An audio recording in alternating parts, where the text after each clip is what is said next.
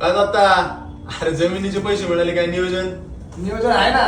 काय बिझनेस करायचा आपल्याला. कसला बिझनेस करतो फुल ब्रँडिंग करायचंय. 15-20 लाख रुपये इन्व्हेस्टमेंट करायची तयारी आहे आपली.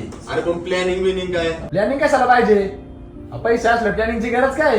अरे दत्ता प्लॅनिंग कशासाठी लागतं यासाठी तुला महाराजांचं एक उदाहरण देतो. ज्या वेळेला शाहिस्ते खानाची बोट छाटली त्यावेळेला लाखोंच्या फौजेचा त्यांचा गराडा होता. त्यात महाराज आतमध्ये घुसले.